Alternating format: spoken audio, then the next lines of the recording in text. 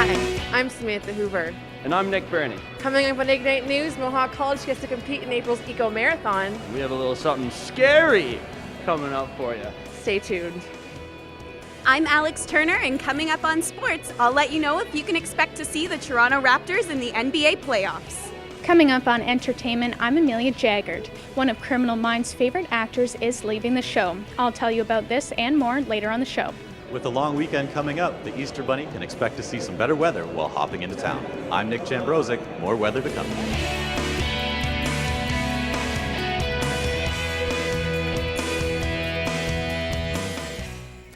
Good afternoon. Welcome to Ignite News. I'm Samantha Hoover. And I'm Nick Birnie. Here's what's making news. Belgium's security officials are taking heat after it was revealed that Belgium's biggest ever jihadi recruiter not only had ties to one of the suicide bombers, but was also on trial for recruiting 2 of the Paris bombers. Meanwhile, American government sources say that when they attempt to contact Belgian intelligence agencies for info, they often struggle to find which agency or part of an agency might have relevant information. Former Toronto Mayor Rob Ford has died at age 46. Ford died Tuesday morning after battling a rare type of cancer since 2014. The late Toronto councillor will be remembered for his tenacity and charm with the people of Etobicoke and Toronto. He leaves behind a wife and 2 young children. Ford's body will lie in repose at City Hall to allow the public to pay their respects. There are plenty of activities going on this weekend in and around Hamilton, so let's hear from Kayla Perna for this week's community calendar. I'm Kayla Perna, and this is your community calendar. This year's Ontario Drama Festival will be taking place on Friday, April 1st at Westdale High School. Admission is $10, but free for all students. A concert involving nearly 100 musicians from 2 Hamilton churches will come together on Saturday, April 2nd at West Highland Baptist Church. This is a free event. And that's your community calendar for this week. We have a great show for you today. Let's check in with our hosts to find out what's coming up later on.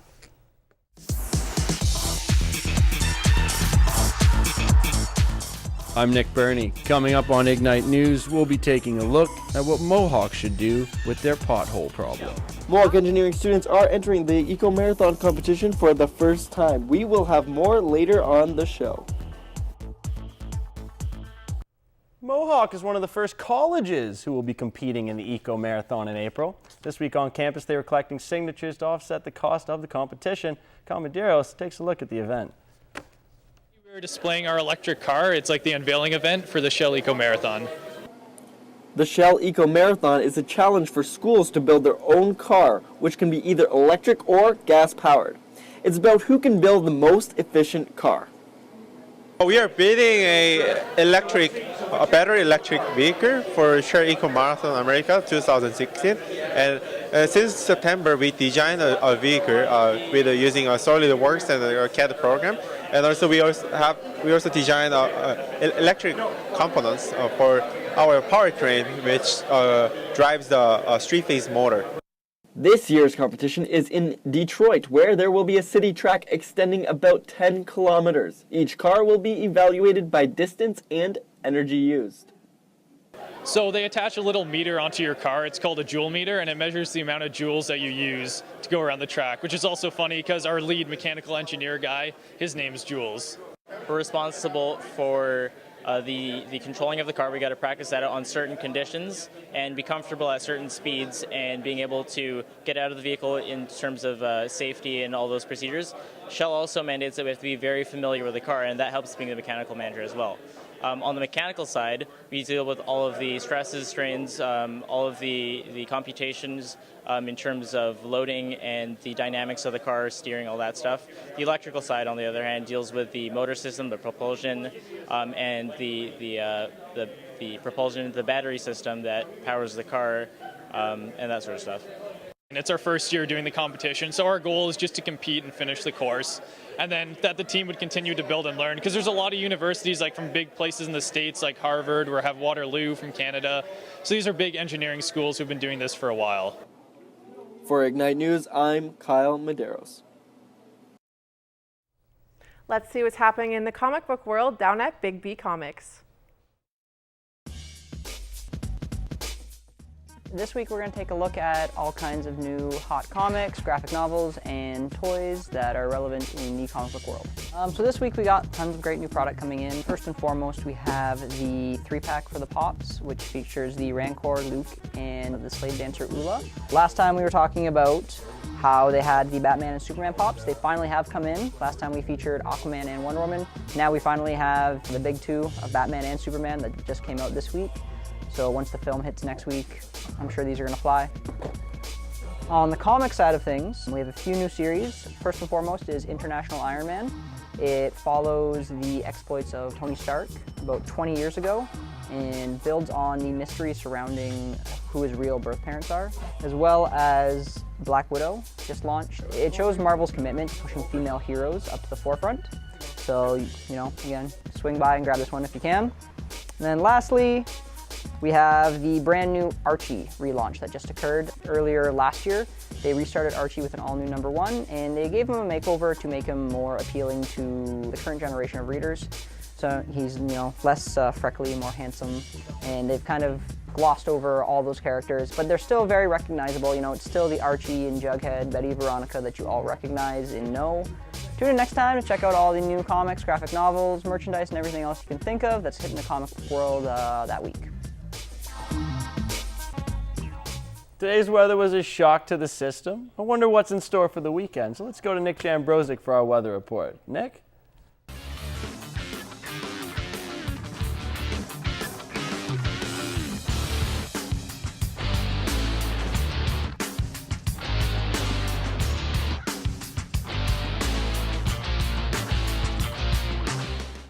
Thanks, Nick. Well, we are officially into spring, and the weather today will be anything but sunny.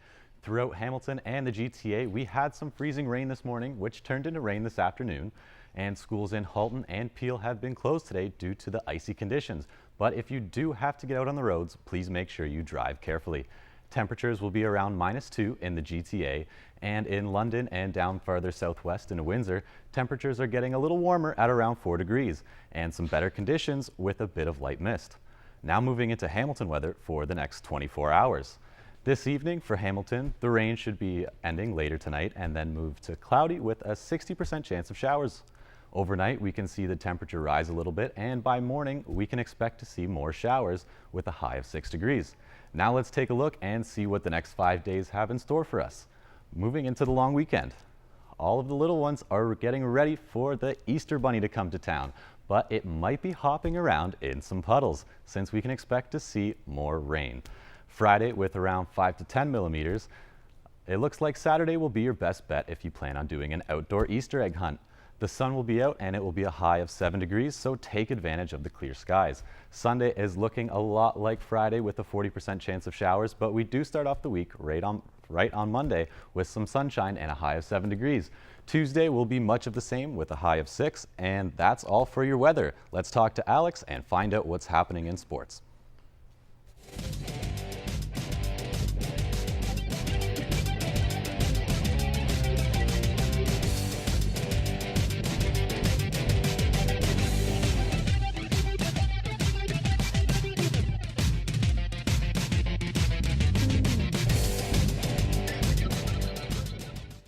Thanks, Nick.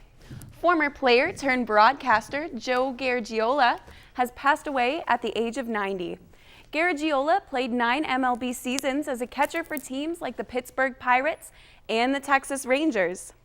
Joe retired from baseball and turned to broadcasting in 1955, winning the Ford C. Frick Award for Excellence in Broadcasting in 1991. Joe worked late into his 80s, finally retiring as the Arizona Diamondbacks analyst in 2013. He leaves behind his wife Audrey, 3 children, and 8 grandchildren. Canada beat Finland 7-1 last night at the Women's Curling World Championships. Canada's Chelsea Carey took advantage of the series of misplays by Finland's Una Kaust for a win in 7 ends. Canada takes on Japan tonight and Scotland for the final game of the round-robin portion of the international tournament. The Toronto Raptors have the New York Knicks to thank after securing an NBA playoff spot. The Raptors pulled off a berth in the postseason on Wednesday after the Chicago Bulls beat New York 115-107. Despite their 91-79 loss against Boston last night, the Raptors are still well on their way to claim their third straight Atlantic Division title. Toronto is just one victory away from tying the franchise's single-season record for wins, which was set last year after the Golden State Warriors won 67 games. And in NHL news, the New York Rangers inch ever closer to securing a playoff spot after beating the Boston Bruins 5-2 last night.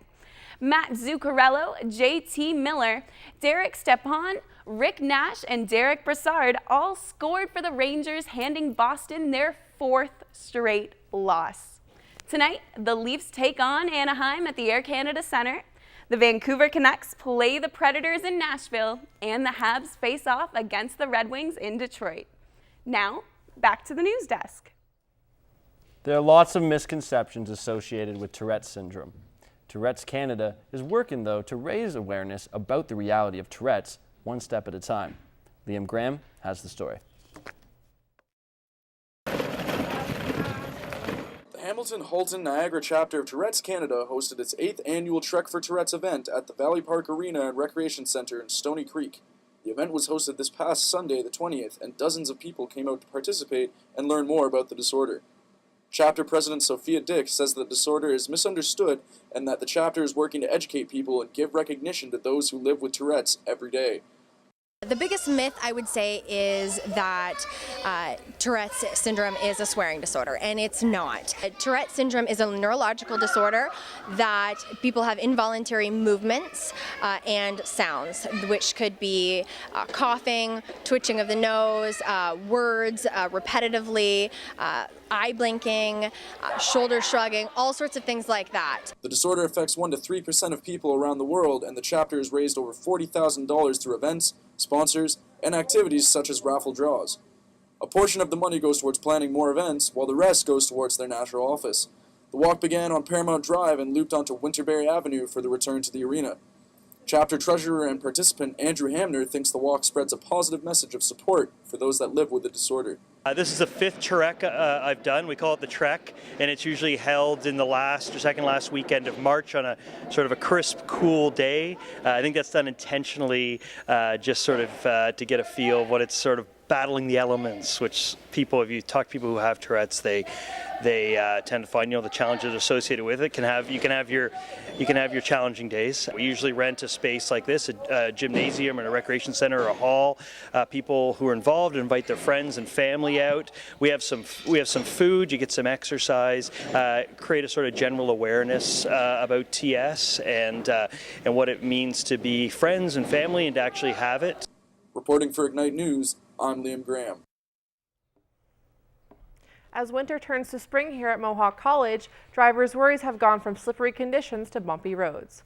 Part of that concern is what's happening to our cars because of potholes. Nick Birnie has more. There's been a multitude of potholes that have started to form in and around Mohawk College. Some students feel steps should be taken, but do not want to participate in the financial toll. I think they should do something about it because I don't want to destroy my car and spend more money fixing it. So yeah, I think they should fix it. I think since we pay so much tuition, as you know, tuition is so much higher, I think we shouldn't have a burden of paying more. I think they should fix it since we pay so much. Meanwhile, other students feel both sides should be playing a role in the solution. Right now it seems just right after the winter was done. I guess we never had a huge winter, but still it seems like a problem whenever you drive in. If you drive a small car, it could be damaging. It could be pretty much just wear and tear on your bearings and everything, and make you have to pay for something which you really shouldn't be paying for in a parking lot. We pay a lot to park at the school. I know I went to Western previously, and per semester is around $400. We're here, well, $650 for the year is pretty steep. So we do pay a lot. Maybe if it wants to be a 50-50 on the lot, for something that could be more reasonable, but definitely for sure we pay a lot to park here and should be given proper paving and pothole-free parking lot. Mike Milanovich, motive power professor in his 27th year at the college, says it still is in the hands of students to take care of themselves and their vehicles. The potholes, to be honest with you, the potholes at Mohawk College aren't that bad, provided that you follow the speed limit. But most people drive too fast, and therefore I see these cars getting traumatized with these potholes, which will eventually lead to repairs. Not to mention it's unsafe, because you can lose control of the vehicle if you hit a pothole hard enough. Mohawk students clearly all agree on one thing in particular. There needs to be something done about the issue. Reporting for Ignite News from Mohawk College, I'm Nick Birnie. The trial of Ghomeshi came to a decisive conclusion today. The former CBC broadcaster who had been facing charges on 4 counts of sexual assault and 1 of overcoming resistance was not found guilty on all charges. He will face the 6th charge in a separate trial in June. A 21-year-old Ancasterman has been charged in connection with a fatal QEW crash. Ontario Provincial Police say the incident occurred just before 5 a.m. on Sunday after a vehicle had reportedly been traveling in the Toronto-bound direction on the Fort Erie-bound lanes when the collision occurred. The driver is facing 4 charges, including impaired operation of a motor vehicle causing death, dangerous driving, and criminal negligence. He is scheduled to appear in court on April 15th. In this week's movie review, we go down the street with John and Tristan to 10 Cloverfield Lane. Welcome to Ignite News Movie Review. I'm John Passion. And I'm Tristan Marks. This week we took a look at 10 Cloverfield Lane. In this psychological thriller brought to us by J.J. Abrams, Michelle, played by Mary Elizabeth Winstead, wakes up at the bottom of an underground bunker, only to be told that the world above has ended. She's trapped there with 2 other strangers who insist that what they're telling her is the truth. What are you gonna do to me? I'm going to keep you alive. So, John, what did you think about this movie? Well, I really liked it. I was on the edge of my seat the whole time. I was sweating from the tension, and I really didn't know where the movie was going to take me next. Oh yeah, I mean the suspense was fantastic, and on top of that, I mean just look at John Goodman's character. Something about his performance just gave me the willies. No! No! No! No! Don't open that door! Yeah, and kind of to balance that out, there is a character, Emmett Dewitt, by John Gallagher Jr., and he's kind of the emotional core of the movie. He's the good guy. He's the one you want to root for from start to end. And of course, I mean, to finish the whole trifecta off is Mary Elizabeth Winstead's Michelle. She's kind of like the main character. She's the audience viewpoint character. So she's just as confused as we are at the beginning of the movie, and as she uncovers the mystery, so do we. The one problem I had with the movie, though, was the ending, where it tried to remind you that it is a Cloverfield movie. But even the spectacle at the end was spectacular. I mean, I really enjoyed it from start to end. That's it for Ignite News Movie Review. I'm John Passion. And I'm Tristan Marks. Stay tuned for next time when we review Batman vs. Superman: Dawn of Justice. Something's coming. 10 Cloverfield Lane in theaters and IMAX. An influx of Garth Brooks fans to Hamilton is temporarily pushing some Syrian refugee families out. Various media reports say more than 200 Syrian refugees were bumped from their accommodations at downtown Hamilton hotels to make way for thousands of Brooks fans who had already booked rooms. Country music legend is playing a series of concerts in the city Thursday through Sunday night, and reports say the refugees were shuttled to St. Catharines, about 55 kilometers away, to stay at another hotel for the duration of the shows. On the same day the Crown alleges Hamilton man Tim Bosma's body was incinerated, Dylan Millard's roommates visited his aircraft hangar. Robert Botchinick testified Wednesday about being one of Millard's roommates. He lived with him in Etobicoke for a brief period of time in April 2013. Botchinick told jurors about visiting the Millard hangar on May 6, 2013, the same day Bosma disappeared. Millard and Smidge are on trial for Bosma's death in Ontario Superior Court. Both have pleaded not guilty to first-degree murder. Now let's hear from Amelia Jaggard for our update in the entertainment world. Amelia?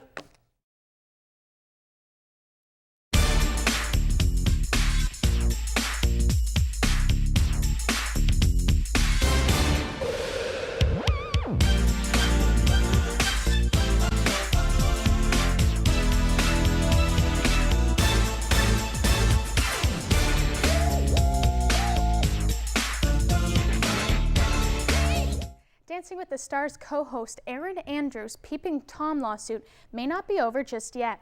More than 2 weeks ago, a court ruled that Michael David Barrett, who pleaded guilty to stalking and shooting the nude video of Andrews, was 51% at fault and required to pay out more than $28 million to Andrews. Andrews was staying at the Nashville Marriott Hotel in 2008 when the video was unknowingly videotaped by Barrett. West End Hotel Partners, which owns and operates the Nashville Marriott at Vanderbilt University, was found to be 49% at fault and was asked to pay out more than $26 million to Andrews. Despite the jury's ruling, Andrews has claimed that the Nashville hotel owner and its operator should pay the total $55 million judgment. 30 Rock actor and president for the Screen Actors Guild, Ken Howard, has died at the age of 71. The Tony and two-time Emmy Award-winning actor passed away at his home near Los Angeles yesterday. Howard is most well known for his roles in the TV series The White Shadow and in the films The Judge and Rambo. Howard most recently appeared as a mop executive in Jennifer Lawrence's 2015 drama Joy. Howard is survived by his third wife, retired stuntwoman Linda Fetters Howard. Shamar Moore is officially leaving the CBC's hit show Criminal Minds after 11 seasons. Moore has played FBI Special Agent Derek Morgan since the show first started, but at the end of last night's episode, Derek decided to leave the behavioral analyst unit to focus more on his wife and baby. Moore told TV Guide that he is leaving the show in order to continue to grow as an actor. Now, back to the desk. With exams around the corner, students will be slouching over computers and textbooks. We go over to Lucas Court for some tips on back exercises.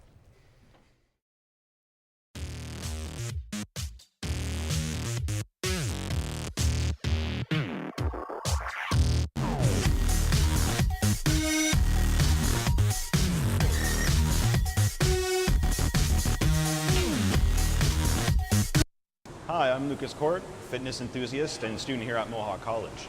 And today we're going to talk about back exercises.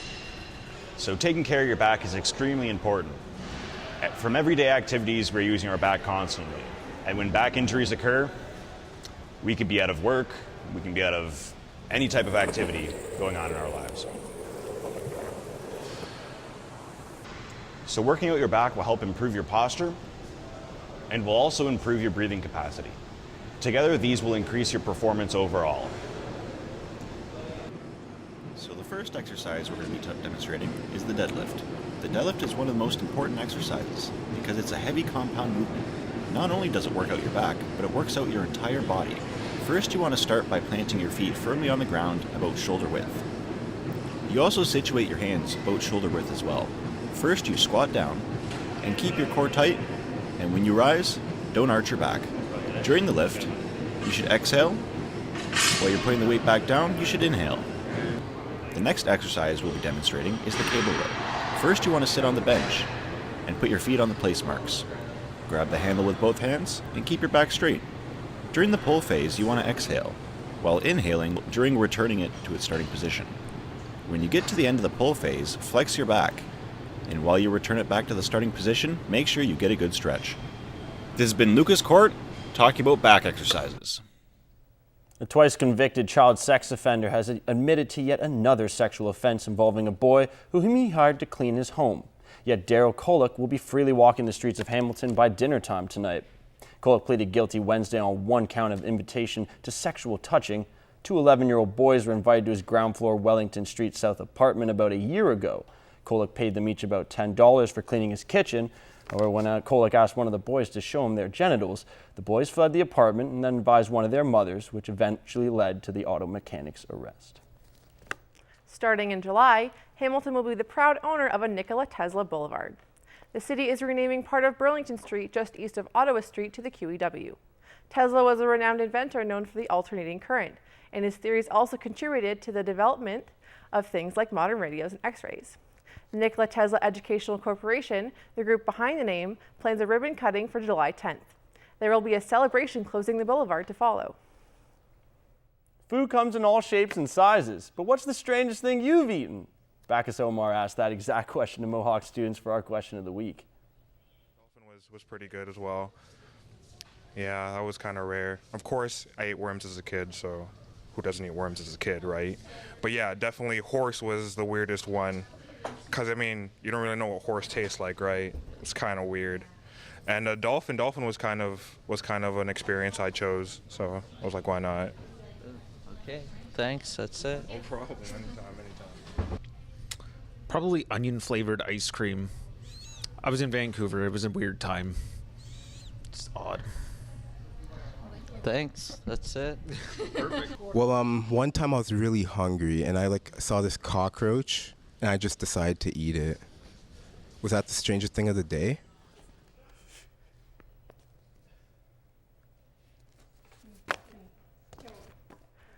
Kyle Pike takes a look at the Big Bang Theory for this week's television review. Hi, I'm Kyle Pike, and today we'll be taking a look at The Big Bang Theory, a show created by Chuck Lorre and Bill Prati. Now, I believe this show to be one of the worst shows to come out on television in recent years, and today I'll tell you why. Amy broke up with Sheldon. She did? Is Penny crying? No. No, of course not. They thrive on our suffering. The first 2 seasons were written well. It was written in a way that was directed towards people like myself who are interested in comic books, sci-fi, and video games. Now, however, once the show became more and more popular due to its originality, it started to change the writing to fit a wider demographic. Do something. On it.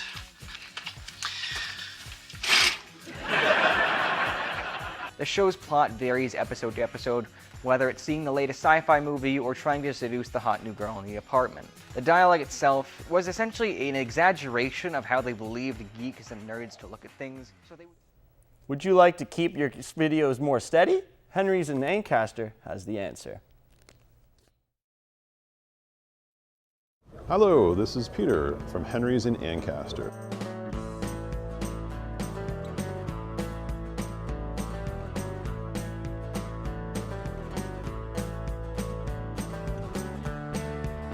Today we're talking about camera stabilization systems.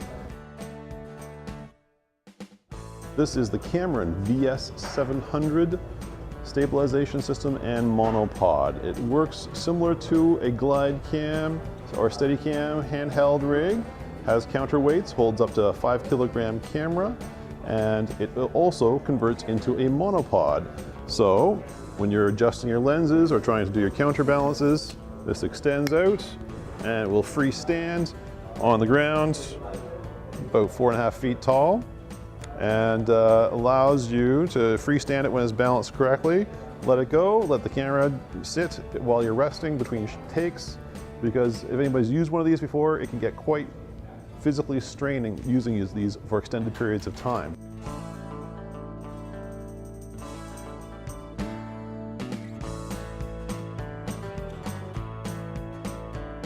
So this unit is $289, includes the plate, and comes with a nice little carry case as well.